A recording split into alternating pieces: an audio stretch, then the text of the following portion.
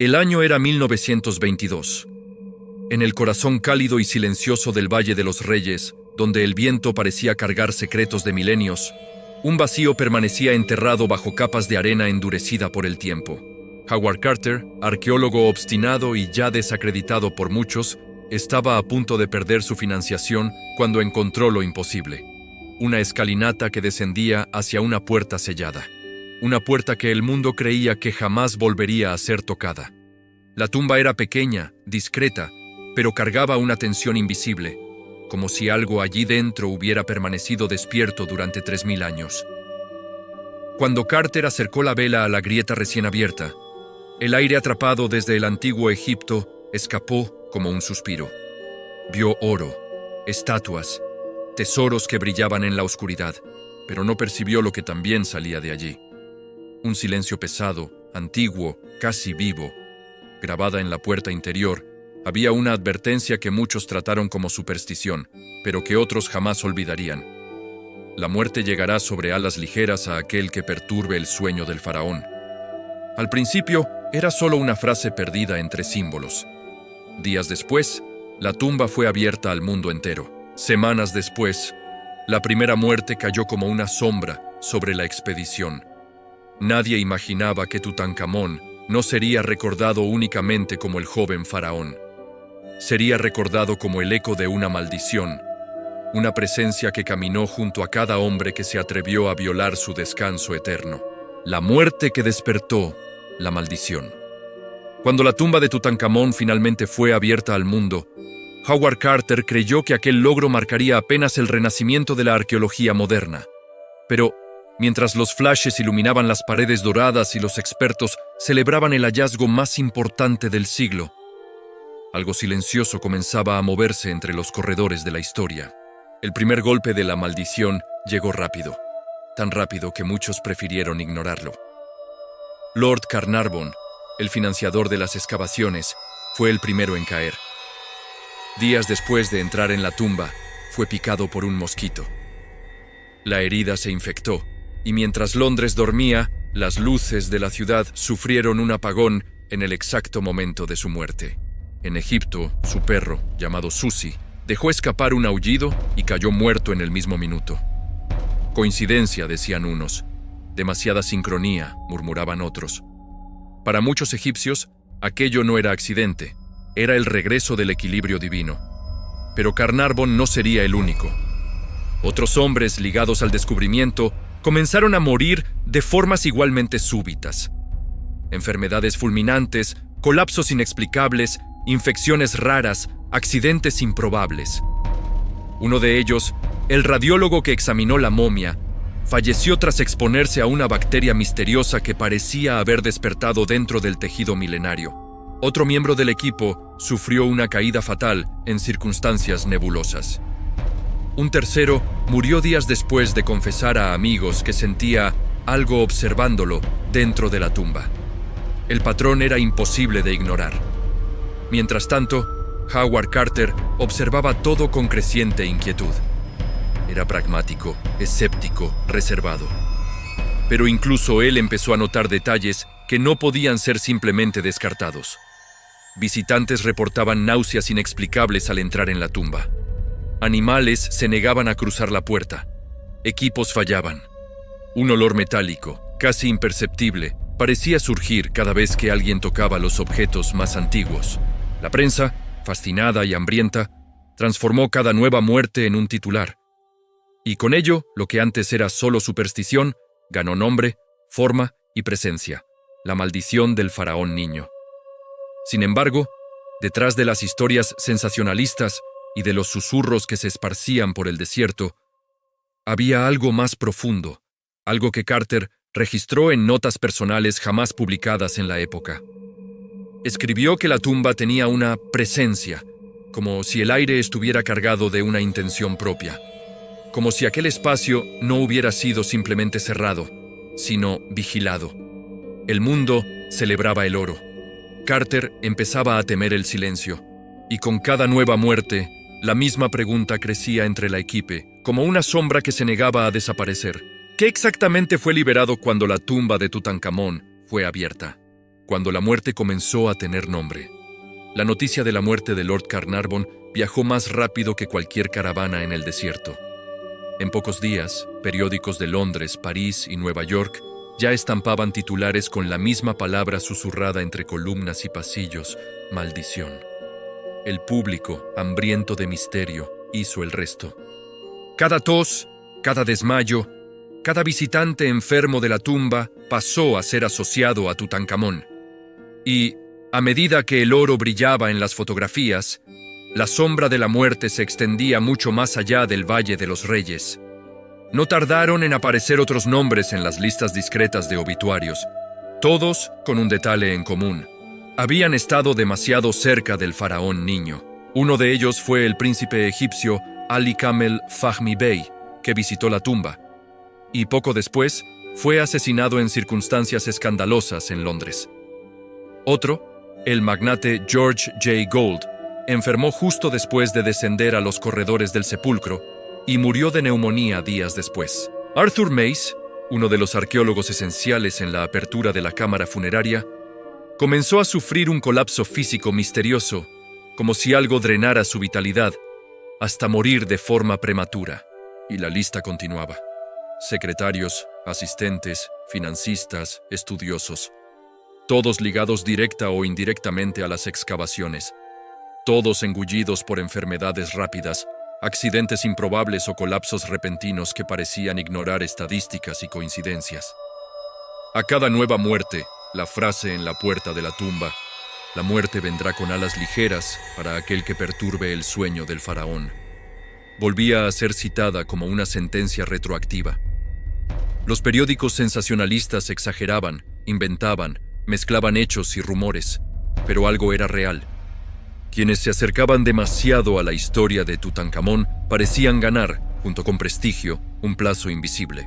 Algunos egipcios veían justicia en eso, un retorno tardío del equilibrio cósmico que los antiguos llamaban Ma'at. Para ellos, la profanación de una tumba real no podía quedar impune. Para la ciencia, todo no pasaba de coincidencias, enfermedades preexistentes y ambientes insalubres. Aún así, incluso los más escépticos dudaban antes de descender solos a la tumba. Mientras tanto, el público veía apenas la superficie. Fotografías del sarcófago, del oro, de la máscara de Tutankamón que parecía mirar de vuelta a quien la observaba. Lo que casi nadie sabía era que muchos de los que entraban allí salían con algo más que registros en cuadernos de campo. Fiebres extrañas, crisis nerviosas, sueños repetitivos con corredores oscuros y respiraciones atrapadas detrás de muros de piedra. Algunos relataban, en confidencia, escuchar pasos donde no había nadie, o sentir una presión en el aire al acercarse al sarcófago. Nada de eso aparecía en informes oficiales, pero circulaba en cartas privadas, diarios cerrados con llave y conversaciones susurradas después del vino. Poco a poco, la pregunta cambió. Ya no era, ¿existe una maldición? Era peor. ¿Y si la maldición no es una metáfora? El nombre de Tutankamón, olvidado por siglos, había regresado a la superficie con fuerza de terremoto. Pero no regresaba solo. Venía acompañado de un rastro de muertes que insistían en alinearse como piezas de un patrón demasiado incómodo para ser descartado. Porque algunas tumbas guardan apenas huesos. Otras guardan historias. Y aquella, en especial, parecía guardar una deuda. Las muertes que formaron un patrón sombrío. A medida que la tumba de Tutankamón revelaba sus tesoros al mundo, otro inventario comenzaba a formarse. Discreto, inquietante, construido nombre por nombre. No eran artefactos, eran muertes, y aparecían como puntos conectados por un hilo invisible que siempre parecía conducir al mismo lugar. La tumba abierta en 1922. El primer nombre después de Carnarvon fue el de George J. Gould, millonario estadounidense que no resistió el deseo de visitar personalmente las cámaras del faraón niño. Entró saludable, tomó fotografías, se maravilló con el brillo del oro y 3 días después cayó en cama, ardiendo en fiebre. Murió de una neumonía fulminante. Los médicos no pudieron explicar por qué alguien tan robusto sucumbió tan rápido. Pero el público ya tenía su respuesta. Había perturbado el sueño del faraón. Poco después vino Aubrey Herbert, medio hermano de Carnarvon. Aunque nunca pisó la tumba, heredó parte de los negocios y la presión pública sobre el hallazgo. Desarrolló una infección dental que se extendió de forma agresiva. Murió meses después de su hermano, como si ambos estuvieran conectados por un destino que ignoraba fronteras. Otro caso emblemático fue el de Arthur Mace, mano derecha de Howard Carter. Fuerte, experimentado, respetado. Mace comenzó a perder energía inexplicablemente, como si algo drenara su vitalidad día tras día. Su salud se deterioró demasiado rápido para cualquier diagnóstico sólido. Murió con síntomas que recordaban a un envenenamiento lento, aunque jamás se encontró rastro de veneno. Y entonces surgió un caso aún más extraño: el canario de Howard Carter. El pequeño pájaro, mascota del arqueólogo, fue muerto por una serpiente poco después de la apertura de la tumba, justamente una naya, una cobra asociada a la diosa protectora de los faraones. Para muchos egipcios, aquello no era coincidencia, era advertencia. El patrón seguía formándose. Secretarios que colapsaban repentinamente. Asistentes que enfermaban sin causa aparente. Un técnico responsable del rayo X de los artefactos que murió meses después, víctima de una exposición misteriosa. El magnate Wolf Joel, asesinado poco después de financiar parte de las expediciones. En cada muerte había un detalle perturbador: la rapidez. Una velocidad que desafiaba las previsiones clínicas, las estadísticas, la lógica. Y entonces, los relatos comenzaron a repetirse como si fueran parte de un ciclo. Personas ligadas a la tumba decían tener sueños con corredores estrechos, cámaras oscuras, pasos detrás de puertas de piedra. Algunas despertaban con sensación de asfixia. Otras evitaban hablar al respecto, pero lo registraban en diarios que solo se leerían décadas después. La ciencia intentó explicar: hongos antiguos, bacterias atrapadas durante milenios, polvo tóxico. Pero ninguna teoría encajaba con todas las muertes. Eran demasiado diversas, demasiado distantes, demasiado rápidas. Era como si algo uniera a todos ellos, no por el cuerpo, sino por el acto. El acto de haber violado un descanso de 3000 años. Howard Carter, por su parte, se burlaba de la maldición, pero incluso él evitaba ciertas preguntas. Incluso él se callaba cuando los periodistas mencionaban patrones. Incluso él, en sus últimos años, vivió recluido, como si hubiera entendido demasiado tarde que algunos secretos prefieren la oscuridad. La lista final de muertos ligados directa o indirectamente a la tumba llegaría a más de 20 nombres. Algunos naturales, otros improbables. Todos incómodos. Porque cuando las coincidencias se acumulan, dejan de ser coincidencias y comienzan a convertirse en sombra. Una sombra que, al parecer, seguía únicamente a quienes vieron al faraón y a quienes no deberían haberlo visto. Ciencia contra la maldición. Cuando las explicaciones no bastan, mientras el mundo se sumergía en la idea de una maldición faraónica, los científicos iniciaban su propia expedición. No en el desierto, sino en los números, en los informes médicos, en los patrones estadísticos. Intentaban desmontar la narrativa sobrenatural, pero cuanto más explicaciones ofrecían, más preguntas surgían. La primera teoría defendía que un hongo mortal, atrapado en la tumba durante miles de años, había atacado a los exploradores. Era plausible. Las esporas antiguas pueden sobrevivir en ambientes sellados. Pero había un problema. Ningún examen en los pulmones de las víctimas confirmó esa hipótesis, y peor aún, varias muertes no presentaban síntomas respiratorios. Algunas eran infecciones, otras, fallas súbitas de órganos, otras, accidentes improbables. El hongo explicaría un tipo de fatalidad, no 20. Luego vino la teoría de las bacterias antiguas. National Geographic llegó a sugerir que la tumba podría albergar microorganismos adormecidos, capaces de volverse agresivos al contacto humano. Pero, nuevamente, Ningún laboratorio encontró evidencias suficientes para justificar tantas muertes. La ciencia insistía, pero los informes clínicos no acompañaban. Una tercera explicación intentó alejar el misticismo: coincidencia estadística.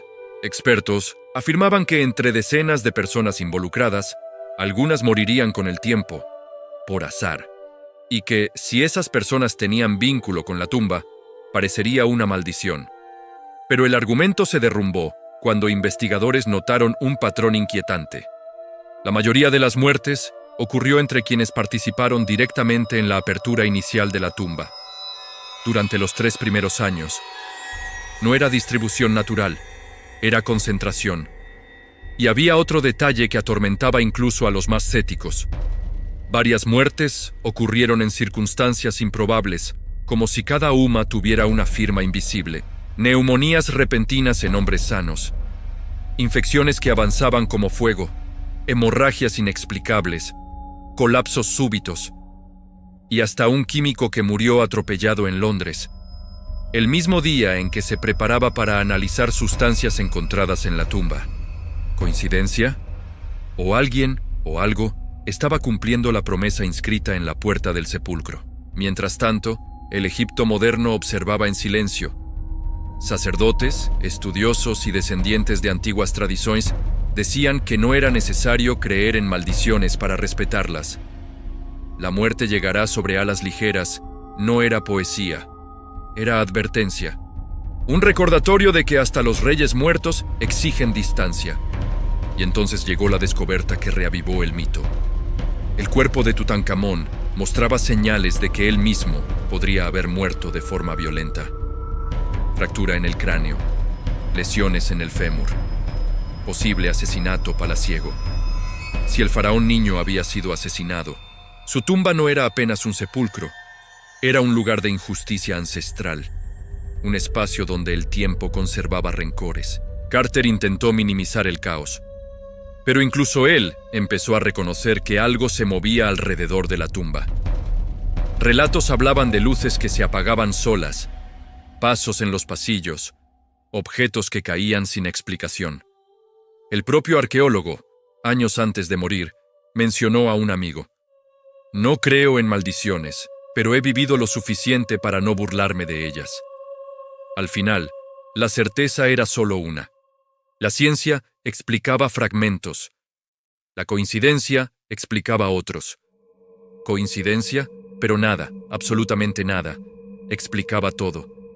Y cuando un misterio se niega a cerrarse, se transforma en lo que Tutankamón finalmente se volvió: una línea frágil entre lo que la ciencia puede probar y lo que el silencio jamás permitirá responder.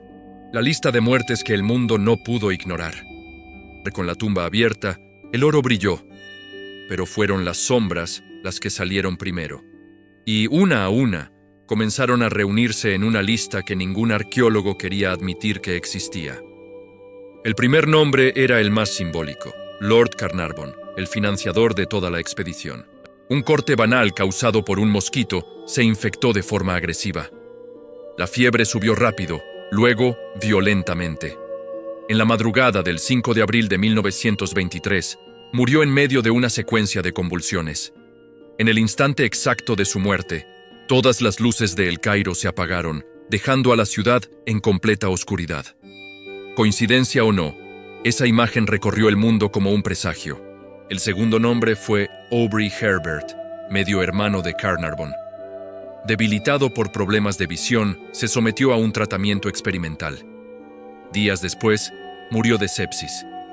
La conexión entre ambos, uno abriendo la tumba, el otro muriendo al intentar curar los ojos, alimentó la narrativa.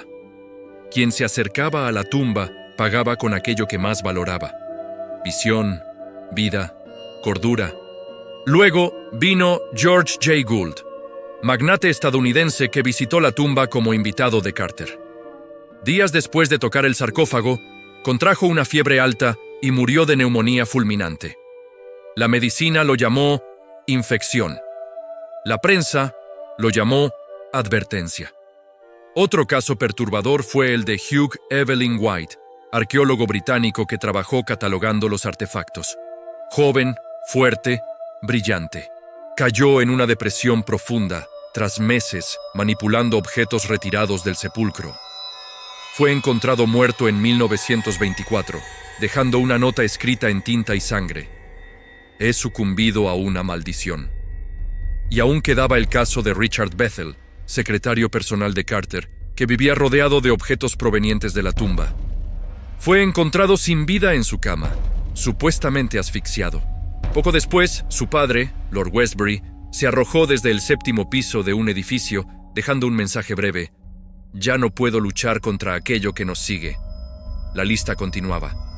Enfermeros, choferes, curadores de museos, científicos, empleados de la expedición.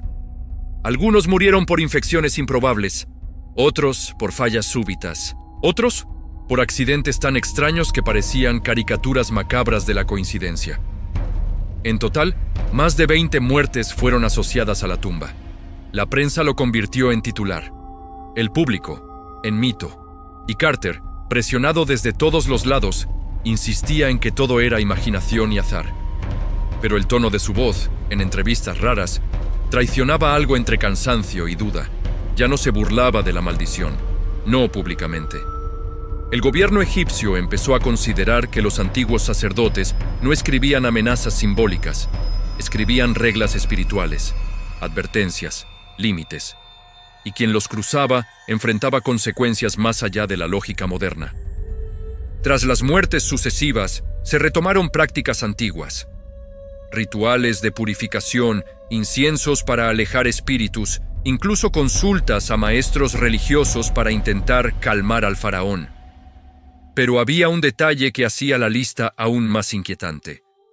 Ninguno de los involucrados murió en la tumba. Todos murieron lejos de ella, como si algo hubiese viajado con ellos. Y cuanto más lejos iban, más rápido ocurría. En el corazón del mito, una pregunta crecía como una sombra. ¿Acaso los exploradores realmente abrieron una tumba o liberaron algo que nunca debió ver la luz? Porque Tutankamón no solo fue desenterrado, fue interrumpido. Y en la lógica de los antiguos dioses, las interrupciones deben ser corregidas. Cuando la maldición empezó a elegir ir a esas alturas, la lista de muertos ya no parecía coincidencia. Parecía selección. Un patrón silencioso, casi matemático, que avanzaba como si tuviera intención propia. Y lo más inquietante era precisamente eso. La maldición parecía elegir. Primero, los líderes. Después, los que tocaron la tumba. Luego, los que llevaron objetos a casa. Por último, aquellos que se atreveran a dudar. El siguiente objetivo fue James Breasted, renombrado egiptólogo y amigo de Carter. Burlouse da maldición en público, diciendo que todo no pasaba de superstición barata. Días después, durante una tormenta, un rayo cayó sobre su casa. La descarga no lo mató, pero destruyó sus registros, quemó sus notas y debilitó su salud, precipitando su muerte meses más tarde. Otro caso misterioso fue el del coronel Aubrey Lithgow, responsable de parte de la logística de la excavación. Él aseguraba que la maldición era un truco para vender periódicos. Poco después, sufrió una caída inexplicable de su caballo, fracturándose 3 costillas. Nunca volvió a ser el mismo. Murió al año siguiente, febril y debilitado. Algunos médicos sugirieron una infección bacteriana. Otros prefirieron no opinar. Pero quizá lo más perturbador fue el caso de Sir Archibald Douglas Reed, el radiólogo que realizó el primer examen de rayos X hecho a un faraón. Cayó enfermo días después del estudio, víctima de una infección súbita. La fiebre aumentó rápido, ardió como fuego atrapado bajo la piel y en pocas semanas estaba muerto. La autopsia no encontró una causa convincente. La prensa lo describió como una decadencia sin explicación. Y no era solo quien tocaba la tumba, era quien tocaba el cuerpo del faraón. Varios curadores de museos comenzaron a relatar síntomas extraños. Fiebres que iban y venían como ciclos lunares, sueños repetitivos con cámaras selladas, la sensación de ser observados durante la noche. Muchos pidieron licencia. Otros simplemente desaparecieron de sus cargos sin explicaciones oficiales. Fue entonces cuando los científicos aventuraron una hipótesis incómoda. La tumba no había sido sellada solo para preservar el cuerpo. Había sido sellada para proteger al mundo de lo que había dentro. Se especuló sobre hongos milenarios, bacterias fosilizadas, gases venenosos atrapados por siglos. Pero ninguna prueba encontró algo capaz de causar tantas muertes tan diferentes y tan selectivamente dirigidas. Nada explicaba fiebres en unos, ataques cardíacos en otros, suicidios misteriosos, delirios repentinos, infecciones imposibles. Fue entonces cuando algunos periódicos británicos comenzaron a circular una narrativa más antigua. Tutankamón no tenía solo una tumba, tenía un campo de protección, un límite ritual, y quien lo atravesara sin permiso, pagaba. Mientras Carter tentaba mantener la narrativa racional, el Egipto profundo, el que vive en aldeas, en cánticos, en tradiciones ancestrales, tenía otra explicación. Los muertos tienen paz. Los faraones tienen poder. Y el poder, cuando es perturbado, cobra con precisión. Lo que empezó a aterrorizar incluso a los más escépticos fue el nuevo patrón de las muertes. Cada una ocurría después de un acto de arrogancia, de burla o de descreencia pública. Era como si la maldición esperara, observase y luego decidiera. No es casual que los trabajadores locales murmuraran entre sí. Cuando la tumba se abrió, algo salió. Algo que no debe ser visto. Algo que sigue solo a los que no creen. El precio final de Howard Carter. Durante años, Howard Carter pareció intocable, casi protegido por una barrera invisible que mantenía la maldición lejos de él mientras alcanzaba a todos a su alrededor. Cada muerte reforzaba un paradoxo inquietante. El hombre que abrió la tumba nunca había sido tocado, y esa excepción dejaba incómodos a arqueólogos, periodistas y egipcios, como si el faraón solo estuviera observando y esperando. Carter, pragmático, intentaba afastar rumores. Decía que eran coincidencias, exageros de la prensa, tragedias normales de la vida. Pero su máscara empezó a resquebrajarse poco a poco, en pequeñas fisuras que solo serían evidentes más tarde. La primera señal ocurrió cuando una de las piezas principales retiradas de la tumba, un amuleto de protección, desapareció misteriosamente de su casa. Nadie lo robó, nadie entró. El objeto simplemente se desvaneció. Carter escribió en su diario, «Algo ha sido reclamado», y nunca explicó la frase. Meses después, los trabajadores locales comenzaron a negarse a trabajar solos por la noche. Uno relató haber visto, en el campamento, una figura con casco dorado caminando entre las sombras. Otro juraba escuchar pasos en el corredor que conducía al laboratorio, aun cuando Carter insistía en que no había nadie allí. También está la famosa noche en que un asistente encontró a Carter sentado en el suelo, en silencio absoluto, mirando fijamente un fragmento del sarcófago. Cuando el joven preguntó si todo estaba bien, Carter respondió, «No era un niño», y volvió al silencio. Nadie entendió. Pero el episodio que marcó el inicio del fin fue el duelo doméstico que nadie logró explicar. Carter tenía un canario, un pequeño pájaro amarillo que lo acompañaba en la excavación y que, para los egipcios, simbolizaba buena suerte. Una noche, el pájaro fue encontrado muerto dentro de la boca de una serpiente. Una serpiente que, extrañamente, no era común en la región y que desapareció antes de que alguien pudiera identificarla. Los trabajadores quedaron horrorizados. Esa especie era símbolo directo de la protección de los faraones. Para ellos, no fue accidente, fue advertencia. A partir de entonces, algo cambió. Carter comenzó a enfermar con frecuencia. Perdió peso. Sufría fiebres repentinas. Tenía pesadillas violentas, registradas a toda prisa en cuadernos que jamás fueron divulgados. Un investigador que trabajó con él contó, muchos años después, que Carter empezó a evitar quedarse solo con los objetos de la tumba. Decía sentir una presencia pesada, como si alguien estuviera siempre detrás de él. Alguien pequeño, joven, pero con una autoridad demasiado antigua para ser ignorada.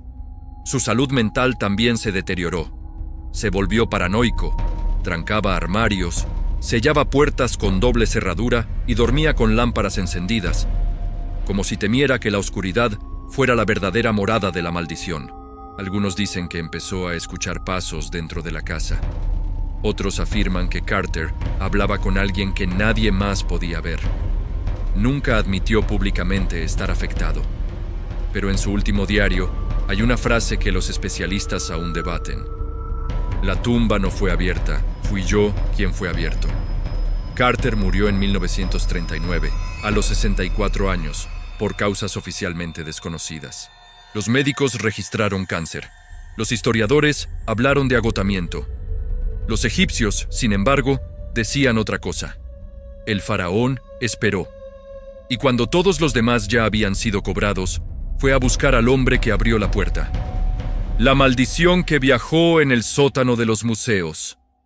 Cuando el cuerpo de Howard Carter fue enterrado, muchos creyeron que por fin Tutankamón descansaría.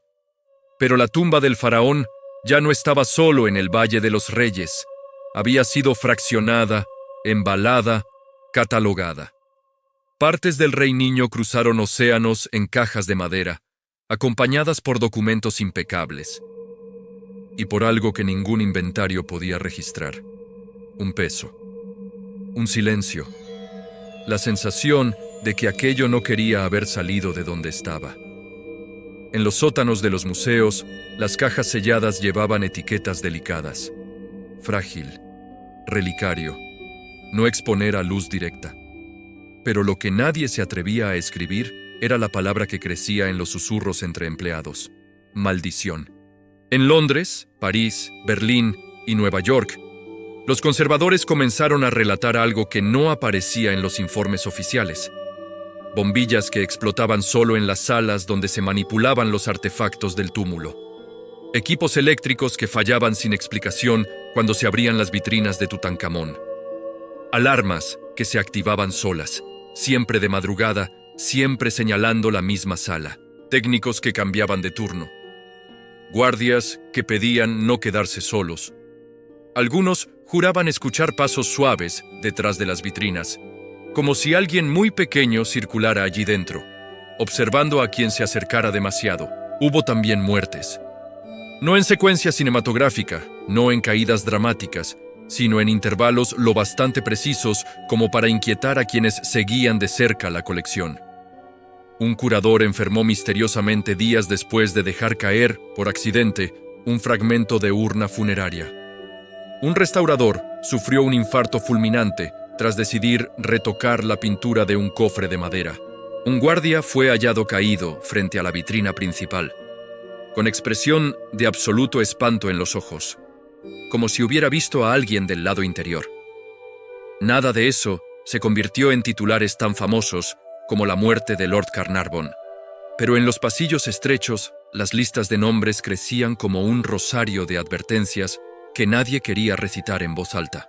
Con el tiempo, algunos museos comenzaron a registrar, de forma no oficial, incidentes curiosos vinculados al material Tutankamón, desmayos recurrentes en visitantes específicos, crisis de pánico repentinas en personas que al acercarse al sarcófago decían sentir falta de aire. Presión en el pecho. Alguien mirándome fijamente. En una exposición itinerante, un empleado anotó en su cuaderno que todas las noches a la misma hora, el sistema de climatización fallaba solo en la sala del faraón, haciendo descender la temperatura varios grados en cuestión de minutos, como si el desierto saliera y el túmulo entrara. No había prueba, había patrón. Y el patrón era siempre el mismo. Quienes trataban los objetos como simples piezas empezaban a ser tratados por el azar como simples estadísticas. Para el público, Tutankamón se convirtió en espectáculo. Filas, flashes, entradas agotadas, niños señalando la máscara dorada. Pero cuando las luces se apagaban, la atmósfera cambiaba. La máscara dejaba de ser bonita para volver a ser lo que siempre fue. Un rostro construido para la eternidad, no para vitrinas. Algunos técnicos decían que, ciertas noches, el reflejo en la superficie dorada no coincidía con el ángulo de la sala, como si alguien estuviera de pie donde no había nadie. La maldición dejó entonces De ser una frase tallada en jeroglíficos, se convirtió en una idea, la de que ciertos muertos no aceptan ser convertidos en espectáculo, que existen límites invisibles entre lo que puede mostrarse y lo que solo puede respetarse. Y Tutankamón, arrancado de su sueño por un mundo hambriento de tesoros, pareció reclamar su precio no de una sola vez, sino en cuotas distribuidas por el mapa. Porque, al final, el faraón niño no quedó preso en su sarcófago. Viajó con cada fragmento, con cada amuleto, con cada pedazo de tejido, y para algunos, hasta hoy, sigue viajando. En la memoria de quienes entraron a una sala de museo pensando que verían solo oro, y salieron con la sensación incómoda de que por unos segundos fue él quien los observó. El faraón que nunca murió. Cuando la última pieza de la tumba fue catalogada, muchos creyeron que la historia de Tutankamón finalmente había encontrado descanso. Pero algunos muertos no reposan, esperan, y el faraón niño parecía ser uno de ellos. Porque, después de cada tesoro exhibido, de cada museo iluminado, algo permanecía intacto. La sensación de que su presencia nunca salió del Valle de los Reyes.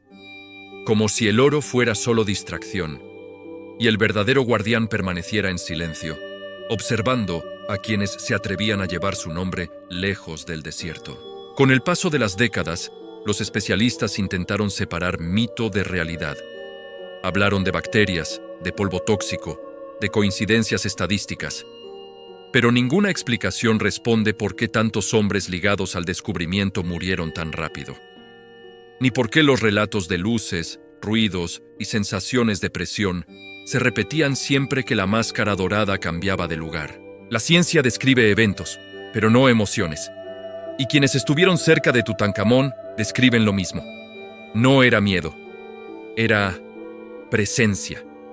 Hoy, casi un siglo después, la tumba continúa allí, silenciosa, respirando lentamente bajo las arenas de Egipto.